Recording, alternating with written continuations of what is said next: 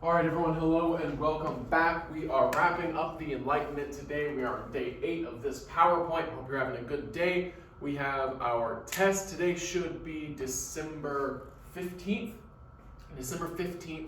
And we are still on the Enlightenment. Day 8, we are wrapping it up today. Lasting effects of the Enlightenment. You remember the first day that we went over this PowerPoint, just the introduction, what the Enlightenment was, these rethinking of the ideas of law and government and the economy and education and society and human rights, all that stuff. Then we talked about Locke and Hobbes on Monday, Montesquieu and Rousseau on Tuesday. We went over women in the Enlightenment on Wednesday. Then we came back with the economic enlightenment on Thursday with Adam Smith, supply and demand. And then we went over the Enlightenment in America on Friday. And then yesterday we went over the age of absolutism and what an absolute monarch was. And today we're going to wrap it all up, just talk about what those lasting effects were and get ready for our next unit. So remember, your test is in 2 days. Your test is this Thursday. Tomorrow will be a review day for you. So just go ahead, take a look over your notes, be prepared for that test. Thursday will be your test, and then Friday will be a makeup day. Just make sure that you have all your work in. Double check on all of that. I'm going to hit the lights real quick and we're going to get started. So the Enlightenment, day 8, lasting effects of the Enlightenment. So the legacy of the Enlightenment. What is it that we need to know about the Enlightenment moving forward so we are perfectly prepared for the next unit and for life and the messages of the Enlightenment and our test on Thursday. So the legacy of the Enlightenment can really be broken down a couple of different ways. I'm going to break it down in 2 ways. The first way is just 3 bullet points. So the first one on this slide is just the belief in progress. So people finally started to believe that progress was possible and that you could make progress not just in society, and society could make progress, but you yourself could make progress and you could work toward goals that you set for yourself. You didn't have to just live in a box or in a bubble that was put there for you. You had the ability to move up in society. So there was science and technology, more of a societal aspect, using reason to solve social problems, social equality. We talked about that abolition of slavery. That's a big thing that comes up in the Enlightenment as modernized societies start to abolish slavery, and then just democratic governments start coming up instead of monarchies and absolute monarchs.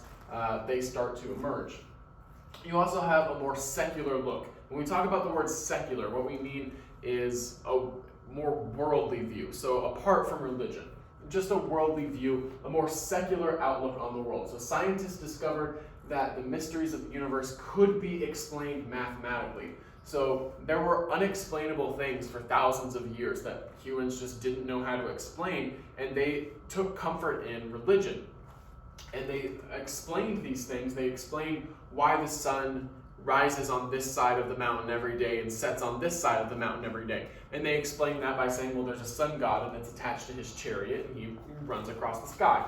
But scientists started to discover that those mysteries of the universe could be solved mathematically and scientifically, and there were actual answers that they could find. They also changed the way that people thought about God. Just the way the Enlightenment took place, it changed the way that people thought about God from more of a person to an idea. And that's the way that Christianity kind of switched during the Enlightenment, is they stopped thinking of God as a person who interacted with them regularly and more of an idea and a being, still believing that he exists, of course. And then you have religious tolerance, and that was more Voltaire. We didn't really talk about a whole lot, but he was big on religious tolerance and that all religions should be tolerated and that church and state should be separated. And then our last one is the importance of the individual. So I've broken this one down into morals, government, and economics. So the importance of the individual, so rather than just being clumped with society in your life, pretty much not meaning a whole lot, is the importance of yourself. And people started to value their own ideas and thoughts and their own potential in life.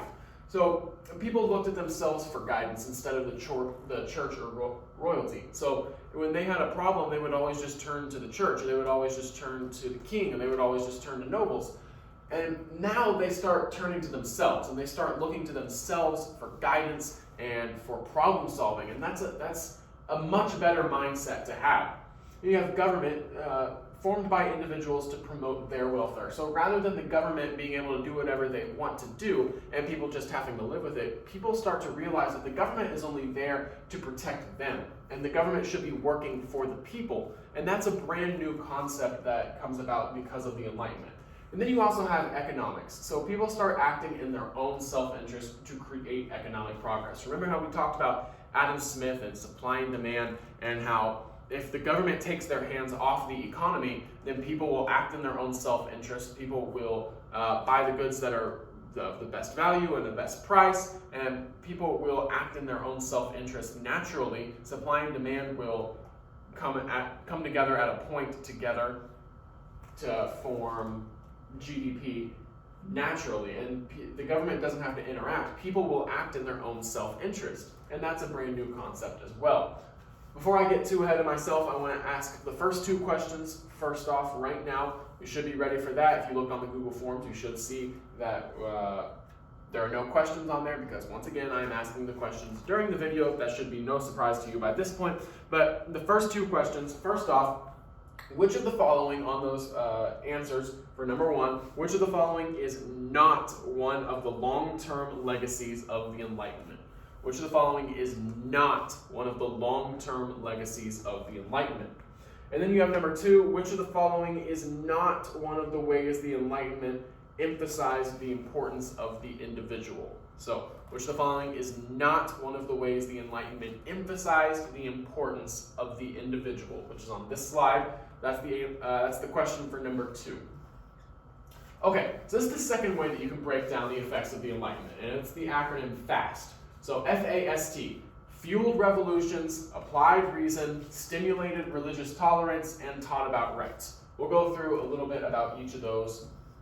So, fueled revolutions. So, the Enlightenment is directly going to fuel the French and American revolutions. So, we're going to talk about each of these. I'm not going to go over them too much, but this is about storming the Bastille. That's the French Revolution. Then you have the signing of the Declaration of Independence, which is obviously the American Revolution. But both of these revolutions are going to take place because of Enlightenment ideas about the government and about society. And they look around and they say, look, if the Enlightenment taught us what government should be about and what society should be about and what the world should look like, and we look around and it looks nothing like that, then something has to change. And that's going to be the reason why these revolutions take place.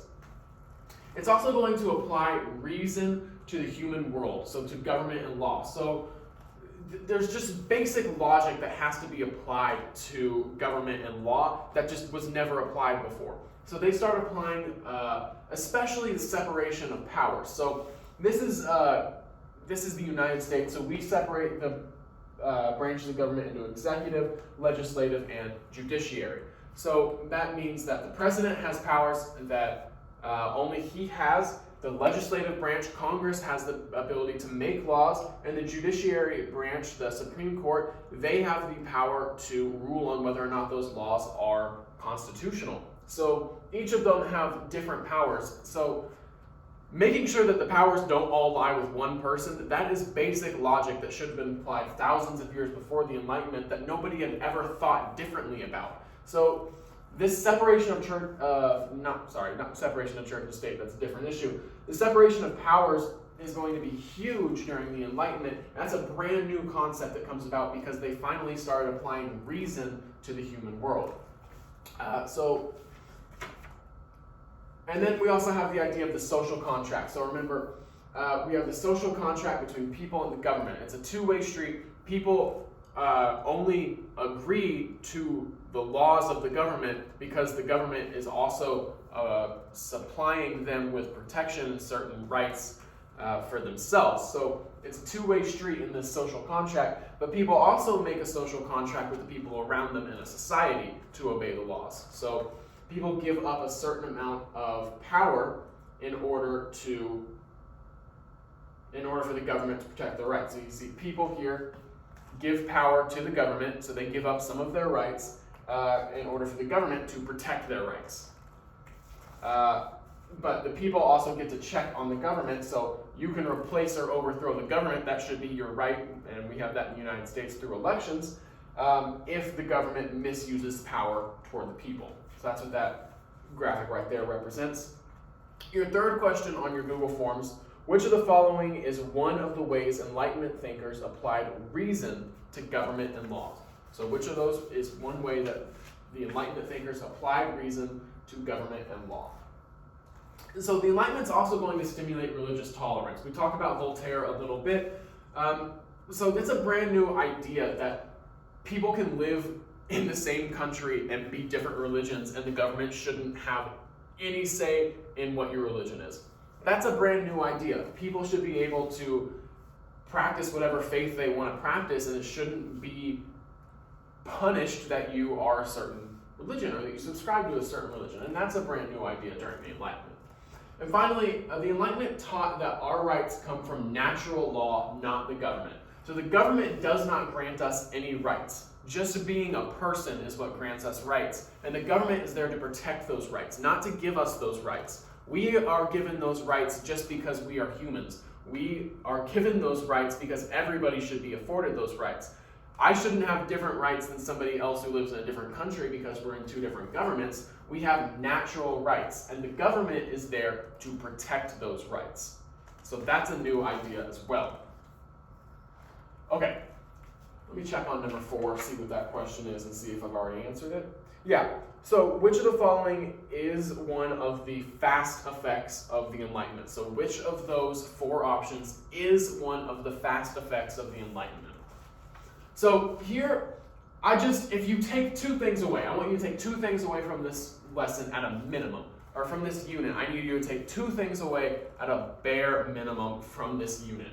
Number 1, Enlightenment thinkers believed that human progress was possible through the application of scientific knowledge and reason to issues of law and government.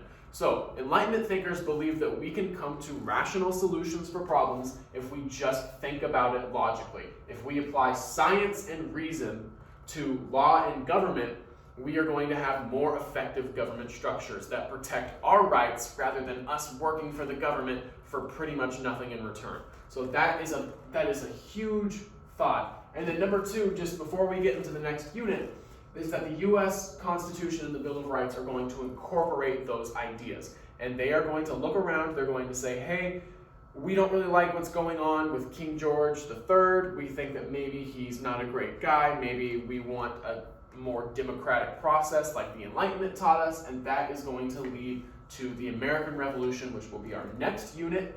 But for right now, we are finished with this unit. Tomorrow is going to be a review day, and Thursday you will be taking the test. Friday will be your day to get caught up in Google Classroom, but today, make sure you fill out that Google form for today. There's a Google form posted in our Google Classroom page. After you finish watching this video, fill that Google form out to get today's points and mark yourself present in Infinite Campus.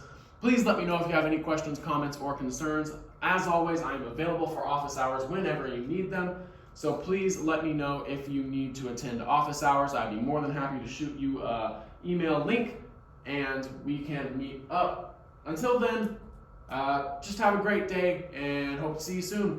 Later, Wildcats.